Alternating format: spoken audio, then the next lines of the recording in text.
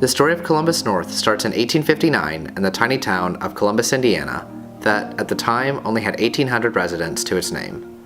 The town up until that point had been so small that they had primarily relied on private schools to educate their children, but as the population continued to grow, the idea of having a central public school began to draw the attention of many of the residents. This culminated in the creation of the first Columbus School Board, comprised of 3 people.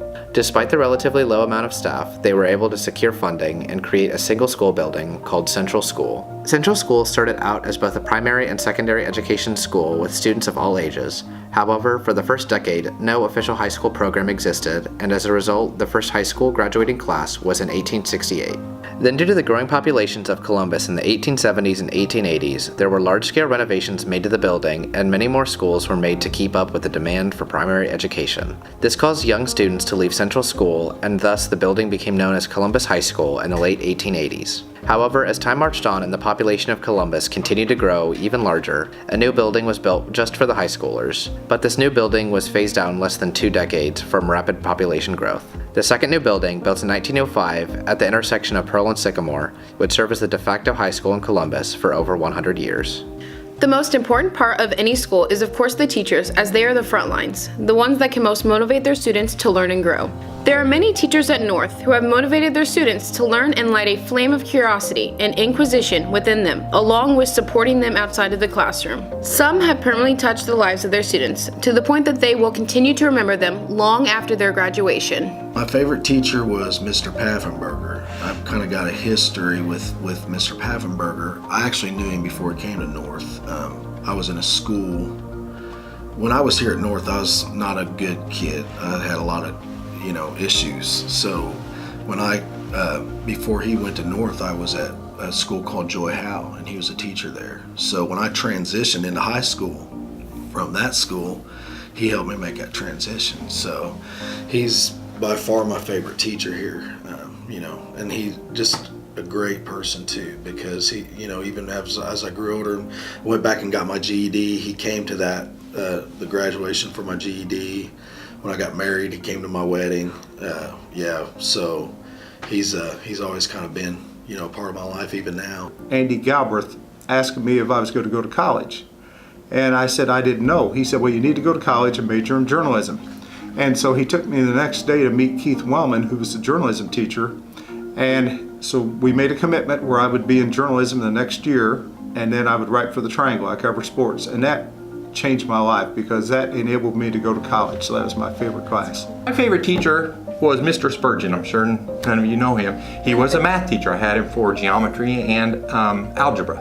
And he was a great guy, just no nonsense, and just a great teacher. I mean, if you wanted to learn, he was there to teach you, and he made sure that you succeeded. So who's your favorite teacher and why? Rachel McCarver.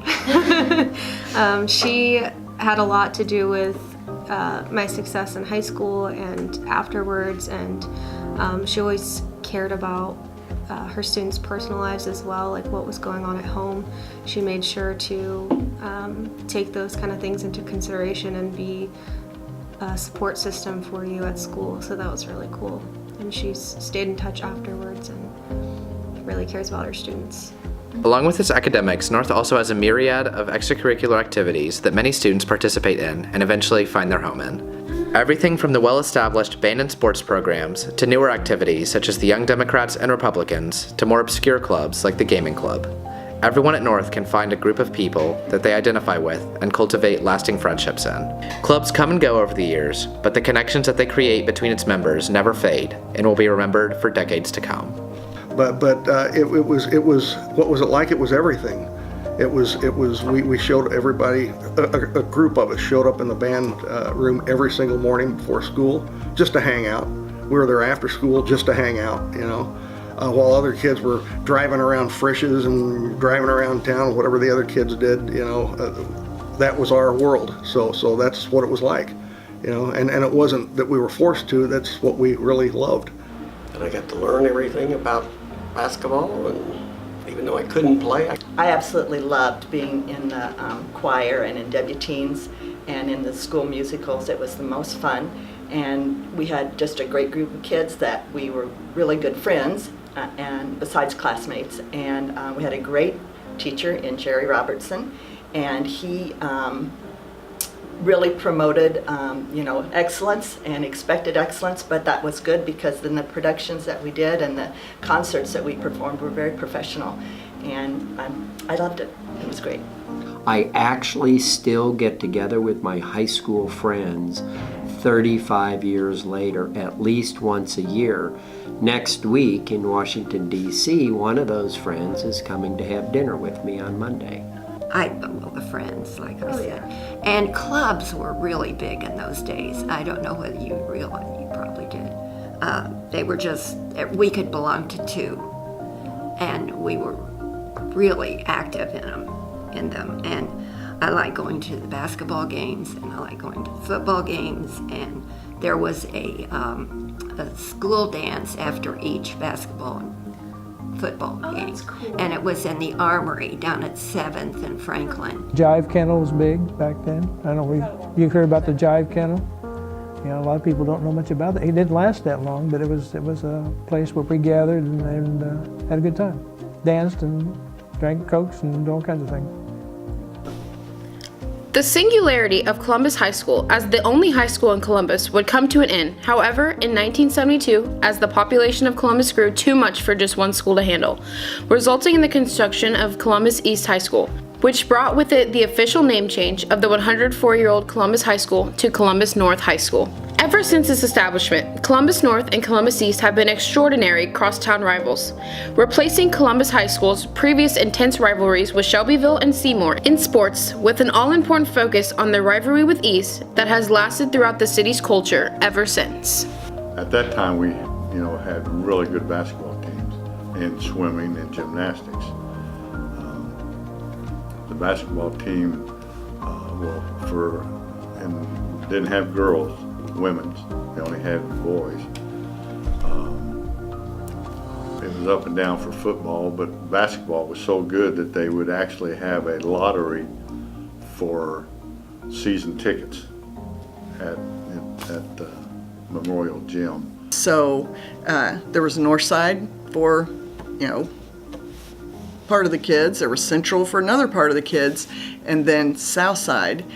And all the North Side kids went to North, all the Central kids went to East, and South Side got split. Half of us went to North, half went to East. And so all my friends, we all were heartbroken because we basically got split apart in half. And I thought, there's no way I can have a rivalry with my great buddies.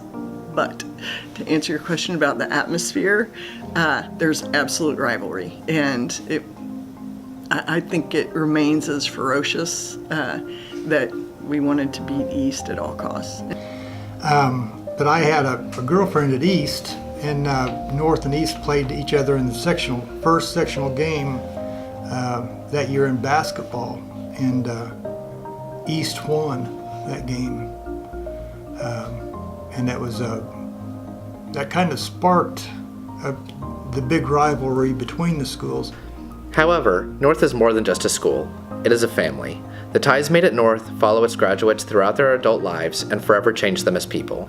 The community that North has cultivated throughout its history bridges generations and social class.